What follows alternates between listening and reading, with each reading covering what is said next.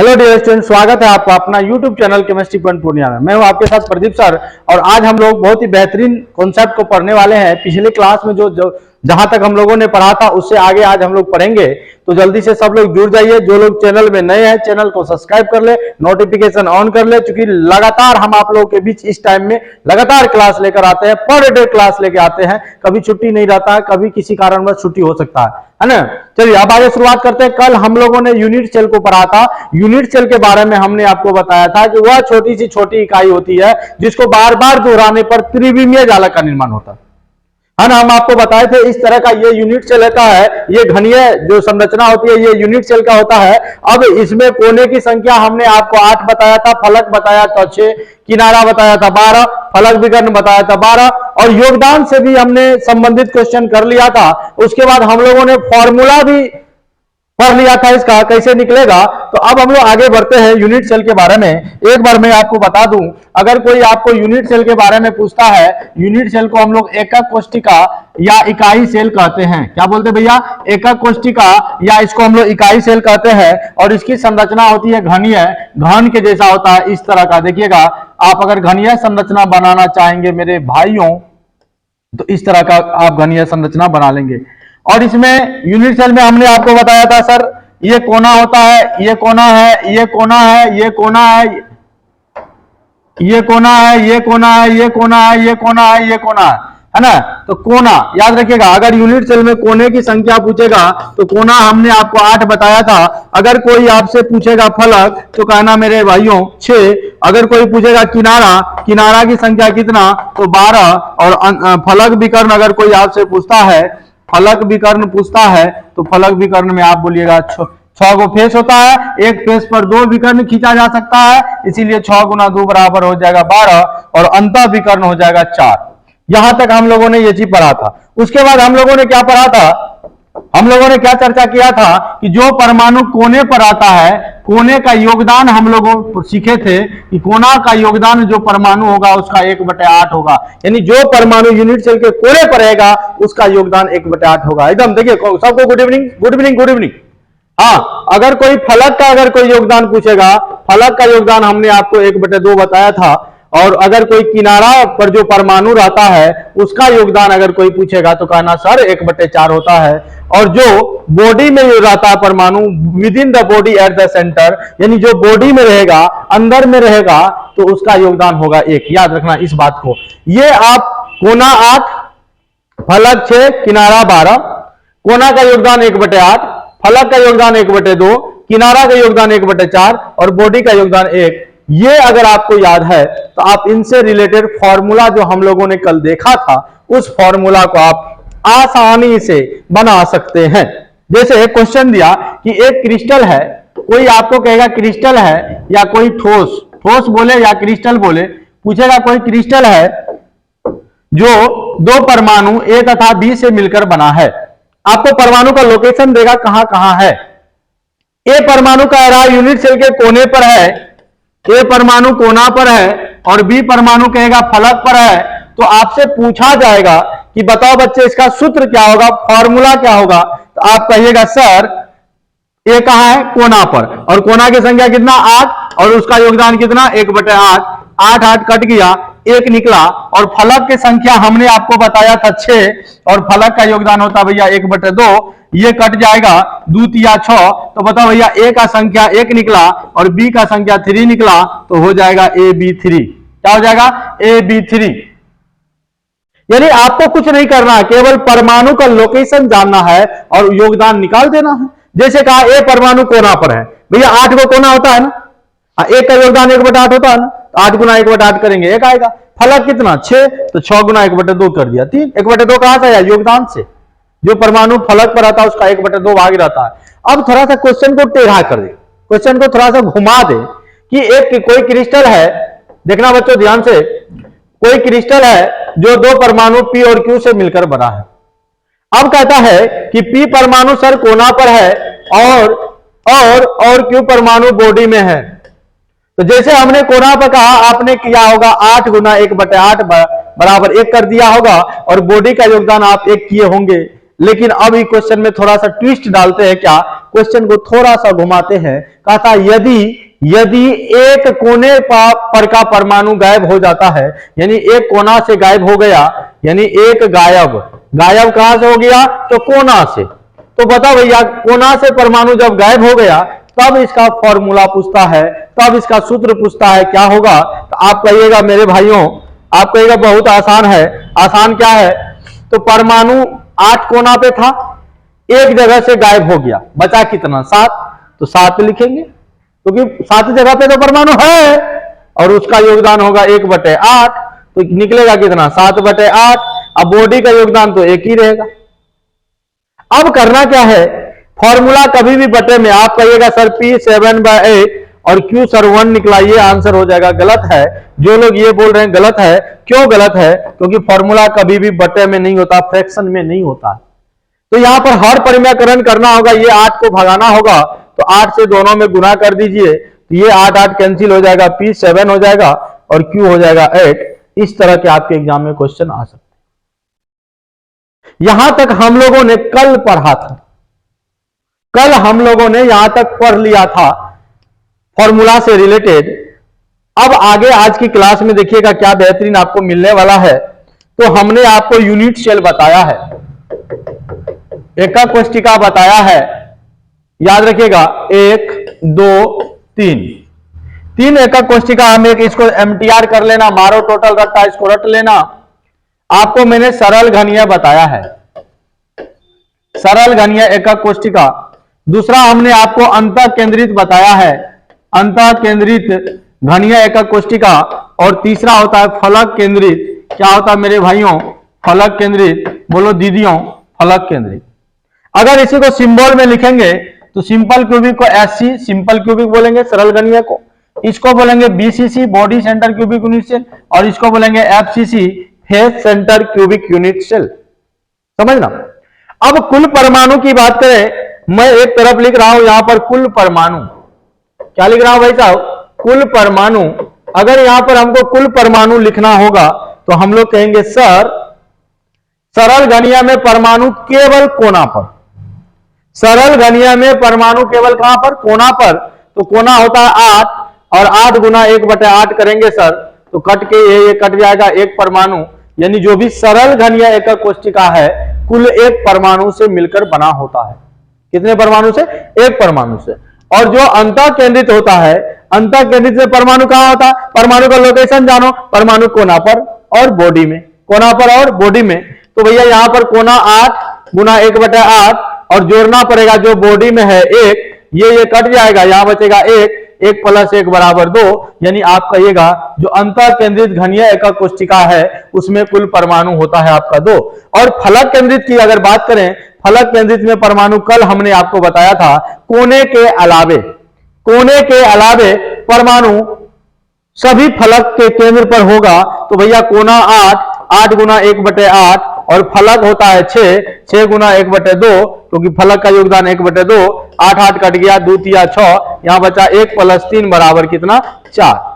Objective में आपके question आ सकते हैं कि सरल घनीय एकक कोष्ठिका में कुल परमाणु, तो कहिएगा 1, अंतः केंद्रित में पूछेगा तो 2 और फलक केंद्रित में पूछेगा तो 4। समझ में आ गई बात। अब हम लोग संकुलन क्षमता निकालने का प्रयास करते हैं। देखिए ध्यान से, संकुलन क्षमता आप लोग को समझ में आ रही होगी, आशा करते हैं कि सब लोग अच्छे से समझ में आ रही है। संकुलन क्षमता, अगर किन्हीं को समझ में नहीं आ रही तो आप कमेंट करिए। इसको हम लोग इंग्लिश में बोलते हैं पैकिंग इफिशियंसी, पैकिंग इफिशियंसी, संकुलन क्षमता। ये जो भाई साहब आपका संकुलन क्षमता होता है, ये जो संकुलन क्षमता होता है क्या होता है, इनको जानते हैं। संकुलन क्षमता होता है कुल परमाणु द्वारा छेका गया भाग प्रतिशत को संकुलन क्षमता कहते हैं। जैसे आपका ये क्लासरूम है और इस क्लासरूम में कैपेसिटी है 300 लोगों की बैठने की, 300 स्टूडेंट आराम से बैठ सकता है। और अभी जो है यहाँ पर 150 स्टूडेंट है, तो कहेगा कितना भाग छेका गया है, तो 300 का आधा है। यानी अगर 300 में 300 रहता तो 100% होता, लेकिन 150 है तो इसका मतलब 50% भरा हुआ है, 50% खाली है, क्योंकि छुट्टियां चल रही है अभी। अब दूसरी बात करें, जैसे अब जब आप लोगों की शादी ब्याह होगी तो शादी ब्याह में ससुराल जाइएगा, और ससुराल जाइएगा तो आप जो मिठाई वगैरह सब ससुराल लेके जाते हैं, तो क्या करिएगा, एक बहुत बड़ा डब्बा ले लीजिएगा, रसगुल्ला वाला जो 1 केजी वाला डब्बा है, उसमें एक पौवा यानी 250 ग्राम आप उसमें लड्डू ले लीजिएगा और लेके जाइएगा। तो आपके ससुराल वाले कहेंगे वाह मेहमान जी आए हैं, पूरा एकदम बड़का डब्बा में लेके आए हैं, और उसको खोल के देखेगा तो पता चलेगा भाई जो लड्डू कम में है। मतलब कि अगर उसमें पूरा 1 केजी लेते तो 1 केजी का अलग आयतन छेकता, आप 250 ग्राम लिए हैं तो 250 ग्राम का अलग आयतन छेक रहा है। तो जो संकुलन क्षमता क्या होता है कि यूनिट सेल में परमाणुओं द्वारा, ध्यान से सुनिएगा, इसका परिभाषा लिख दे रहे हैं, यूनिट सेल में परमाणुओं द्वारा छेका गया भाग प्रतिशत को संकुलन क्षमता कहते हैं। छेका गया भाग प्रतिशत को संकुलन क्षमता कहते हैं, और इसको संक्षेप में पी से पैकिंग इस एफिशिएंसी लिखेंगे। इसे संक्षेप में पीई द्वारा सूचित किया जाता है, पीई द्वारा सूचित किया जाता है।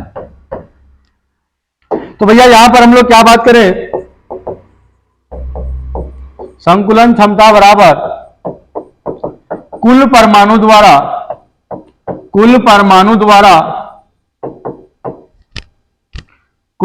द्वारा छेका गया भाग बटे यूनिट सेल का आयतन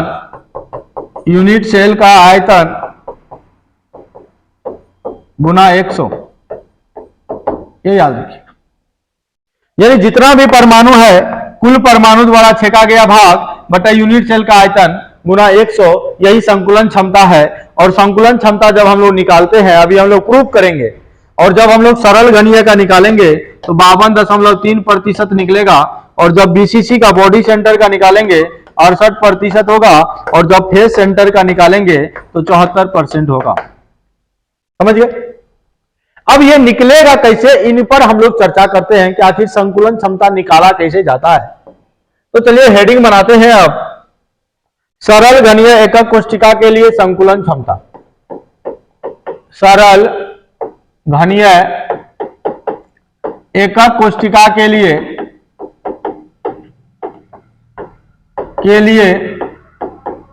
संकुलन क्षमता, यानी जो भी आपका सरल घनीय एकक कोष्ठिका है, इसके लिए आपको संकुलन क्षमता निकालना है। तो संकुलन क्षमता में पहला काम करना है, कुल परमाणु निकाल लेना है। दूसरा काम ए और आर में संबंध निकाल लेना है। और तीसरा काम आपको यूनिट सेल का आयतन निकालना है। और चौथा काम आपको पीई के फॉर्मूला में, पीई के सूत्र में डाल देना है। याद रखिए, चारे काम करना होगा। जब आपको संकुलन क्षमता कहेगा निकालने, तो आपको टोटल 4 स्टेप करना होगा। पहला स्टेप में बच्चों कुल परमाणु निकाल लीजिए, दूसरा स्टेप में ए और आर में संबंध निकाल लीजिए, तीसरा में यूनिट सेल का आयतन निकाल लीजिए, और चौथा में संकुलन क्षमता का जो मैंने फॉर्मूला अभी बताया, कुल परमाणु द्वारा छेका गया भाग बटा यूनिट सेल का आयतन गुना 100, इस फॉर्मूला पे आप डाल दो। तो डालोगे तो है ना, डालोगे तो अगर आप कोई इनपुट डालते हो तो आउटपुट तो आएगा ही आएगा, तो मान आएगा, और ये मान आएगा कितना, इतना आता है 52.3%। तो चलिए अब देखते हैं कि आखिर 52.3% कैसे आया। ठीक है। नहीं, आप लोगों का प्यार और सहयोग से जो हम मेहनत करते हैं, वो मेहनत धीरे धीरे रंग ला रही है, और इंस्टा पे अभी पूरा एकदम चल रहा है, वायरल चल रहा है। तो ये सब आप लोगों का प्यार और सपोर्ट है। मेहनत हम तो करते ही हैं, बस इसी तरह आप सपोर्ट करते रहें, एकदम हर जगह वायरल होगा। क्या दिक्कत है, पढ़ाने में कोई तरह की कमी नहीं देते हैं, नया बच्चों को ट्रिक लेकर आते हैं। और आप अभी देख रहे होंगे पूरा भर रात मेहनत करते हैं आप लोगों के लिए, कुछ नया करूं, क्या करूं, नहीं करूं, पूरा सोचते। और पूरा एकदम आ रहा है, एक पर एक शॉर्ट वीडियो हम आप लोग के लिए बनाते हैं। और आशा करते हैं कि अगर आप पूरे वो जो लोगों को कहना है भोजपुरी गाना भोजपुरी गाना, अरे भैया आप ही लोग के लिए है, 12th वालों के लिए, 11th वालों के लिए है। अगर 11th वाला और 12th वाला वो जितना ट्रिक हमने जोड़ा है वो अगर पूरा एक तरफ से लिख लेगा और उसको याद कर लेगा ना, तो कहीं से भी एक भी क्वेश्चन छूटेगा ना तो आप आके हमको, है ना, 10 को बात बोलना कि सर आप कहते हैं कुछ होता है कुछ, कभी नहीं छूटेगा। देखिएगा उसमें जो भी है, और दूसरे की तरह कॉपी पेस्ट नहीं होता है, बस आप लोग ये जान लीजिए। चलिए अब शुरू करते हैं कि सरल गणिया में आपको फिगर बना लेते हैं। सरल गणिया का अगर फिगर बनाना चाहते हैं तो सरल गणिया में परमाणु केवल कहां, कोने पर होता है। तो पहले परमाणु यहां पर हम लोग क्या दे देंगे, कोने पर। तो ये देखिए कोना पर, कोना पर, कोना पर, कोना पर, कोना पर, कोना पर, कोना पर, कोना पर, परमाणु हो गया कोना पर। अगर यहां से भैया कुल परमाणु की बात करें, कुल परमाणु अगर निकालना चाहेंगे तो 8 को कोना है, उसका योगदान हो जाएगा 1/8, एक कट जाएगा, कुल परमाणु हो जाएगा मेरा कितना, कुल परमाणु हो जाएगा 1। पहला काम तो आपने कर लिया कि सरल घनीय एकक कोष्टिका में कुल परमाणु निकाला और आपको निकल गया 1। अब जो परमाणु कोना पर आता है वह एक दूसरे को टच करता है। जैसे ये देखिए, ये परमाणु कोना पर है और यह भी परमाणु कोना पर है, एक दूसरे को टच कर रहा है, छू रहा है, ऐसा प्रतीत होता है। तो भैया एक बात बताइए, ये आपको जो ये जो दूरी देख रही है, ये सब दूरी बराबर होती है, क्योंकि इसकी संरचना घन के जैसी होती है। और घन की भुजा को अगर हम ए माने तो सब आपका ए ए ए ए ए, ए ही होगा। और अगर इसको पकड़ ले, यहां से पकड़ो जोर से, इसको पकड़ के यहां ले आए तो इस तरह का आपको फिगर बन रहा है। और यहां से यहां तक जो है इस तरह का दिया हुआ है। तो यहां से यहां तक की लंबाई आपका ए है भाई साहब। और ये देखिए ये केंद्र है, ये केंद्र जो है ये परिधि है, केंद्र से परिधि की दूरी को त्रिज्या कहते हैं आर, और यहां भी होगा आर। तो बताओ ए और आर में संबंध आ रहा है कि नहीं आ रहा। ए है किनारों की लंबाई, आर है परमाणु की त्रिज्या। तो ए और आर में यहां पर संबंध आ रहा है, ए और आर में संबंध आ रहा है, ए बराबर आर प्लस आर, यानी ए बराबर आ रहा है आपका 2r। ए बराबर क्या आ रहा है 2r। ए बराबर यहां से यहां तक की दूरी बराबर ये दूरी और ये दूरी दोनों को जोड़ दिए तो ए बराबर 2r आ गया, ए बराबर 2r आ गया, ये बराबर 2r आ गया। यानी पहला काम आपने कुल परमाणु निकाल लिया, दूसरा ए और आर में संबंध आ गया। अब तीसरा बारी हम लोग का तीसरा बात करना है, तीसरा काम करना है कि यूनिट सेल का आयतन निकालना है। तो यूनिट सेल तो भैया घन के जैसा होता है, यूनिट सेल कैसा होता है, घन के जैसा होता है। और यूनिट सेल का जब आयतन निकालेंगे, तो यूनिट सेल का जब हम लोग आयतन निकालेंगे तो होगा ए क्यूब। और चूंकि आपको यहां पर पता है ए बराबर दिया हुआ है 2r, तो आप अगर यहां निकालेंगे आगे तो ए क्यूब बराबर हो जाएगा 2r का हल क्यूब, क्योंकि इसका क्यूब करेंगे तो इधर भी क्यूब हो जाएगा, क्योंकि हमको ए क्यूब निकालना था। अब कर दें तो 2 का हल क्यूब हो जाएगा 8r क्यूब, यानी आपका यूनिट सेल का आयतन भी निकल गया 8r क्यूब। देखो 3 काम हम लोगों ने किया, पहला कुल परमाणु निकाला, दूसरा ए और आर में संबंध निकाला, तीसरा हमने यूनिट सेल का आयतन निकाला, और चौथा पी संकुलन क्षमता बराबर हमने आपको बोला था कुल परमाणु द्वारा छेका गया भाग। कुल परमाणु 1 है और परमाणु का आयतन होता है 4/3 pi r cube, 4/3 pi r cube, 4/3 pi r cube. अब बट्टे हो जाएगा यूनिट सेल का आयतन। हाँ सर क्लास ले रहे तनी सा करते हैं, ठीक है। और यूनिट सेल का आयतन क्या हो जाएगा 8r³ हो जाएगा, और गुना कितना करिएगा 100। अब देखो भैया कर दें तो 4 पाई r³ बट्टे 3, इसके बट्टे में कुछ नहीं 1 लिख दो, इसको उल्टा दो, 1/8r³ हो जाएगा, गुना 100 होगा। अब इसी को तो कटाने पर मुझे आंसर मिल जाएगा, r³ शहीद हो गया। और कुछ कटने वाला, 4 दूना 8 है। हाँ देखो भैया पाई का मान रख दिया, ऊपर में पाई बचा, गुना 100 बचा, बच्चे में नीचे में 6 बचा, इसका मान रख दोगे 3.14 गुना 100 और बटे 6 करोगे आपको 52.3% आ जाएगा। यानी सरल घनीय में एक परमाणु है और एक परमाणु द्वारा इतना आयतन छेका गया है, तो रिक्तियां कितना होगा, तो 100 में से घटा दो, रिक्तियां को इंग्लिश में बोलते हैं वॉइड, वॉइड कितना होगा तो 100 माइनस 52.3%, तो आपको 47.7% आपको ये खाली मिल जाएगा। बताइए समझ में आ गई सबको, किन्हीं को कोई दिक्कत नहीं है। तो ये आपको है संकुलन क्षमता निकालने का ये प्रोसेस, 4 काम करना होता है, चारों काम हम लोगों ने किया और इस तरह से हम लोग संकुलन क्षमता निकाल लिए। तो आपको हम एक चीज दे रहे हैं एमटीआर करने के लिए, एक कॉलम बना रहे हैं, इसको आप कर लेना एमटीआर, इसी से ऑब्जेक्टिव आएगा। यहां पर मैं लिख रहा हूं यूनिट सेल, यहां पर लिख रहा हूं कुल परमाणु, देखना मेरे शेरों ध्यान से सुनना, यहां लिख रहे हैं ए और आर में संबंध, ए और आर में संबंध, और यहां लिख रहे हैं कोऑर्डिनेशन नंबर, कोऑर्डिनेशन नंबर, और यहां पर लिख रहे हैं पीई पैकिंग इफिशिएंसी, और यहां पर लिख रहे हैं रिक्तियां।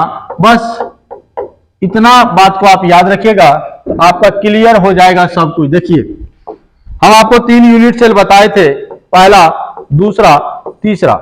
पहला सिंपल क्यूबिक, दूसरा बीसीसी और तीसरा एफसीसी। अगर इसको हिंदी में बात करें, सरल घनीय, अंतः केंद्रित, फलक केंद्रित। सरल घनीय में कुल परमाणु 1, अंतः केंद्रित में 2, फलक केंद्रित में 4। इसमें ए बराबर याद रखिएगा 2r होता है, इसमें याद रखिएगा ए बराबर होता है, ए बराबर होता है 4r/√3, और इसमें ए बराबर होता है 2√2r, और इसका कोऑर्डिनेशन नंबर 6, इसका हो जाएगा 8, इसका हो जाएगा 12। कोऑर्डिनेशन नंबर को हिंदी में समन्वय संख्या या उप संयोजन संख्या के नाम से जानते हैं। और इसका संकुलन क्षमता याद रखिएगा 52.3%, इसका हो जाएगा 68% और इसका हो जाएगा 74%। अगर हम लोग खाली बात करें कि कितना खाली होता है सर, 100 में से इतना घटाओगे तो 47.7% आपका खाली, इसमें 32% खाली और इसमें 26% खाली। बस इसी को आप एकदम पूरा रट जाइए, ऑब्जेक्टिव यहां से आने वाला है। तो बताइए, कमेंट करके बताइए कि नहीं भाई साहब को या कोई दीदी को अगर यहां तक में कोई परेशानी है तो आप हमें खुलकर आप अपना कमेंट कर सकते हैं, लिख सकते हैं। कमेंट के चक्कर में ना रहो, बस पढ़ाई पे ध्यान दो, पढ़ाई पे ध्यान दो। तो पुनः हम लोग मिलते हैं कल। आज के लिए इतना ही। जय हिंद, आप सभी को गुड नाइट, और आशा करते हैं कि आप लोग मन से पढ़िए, घर में रहिए। और अभी छुट्टी का समय चल रहा है, घर में रह के अच्छा से मन से पढ़ना है, समय का इन्वेस्ट नहीं करना। ठीक है, चलते मिलते हैं फिर कल।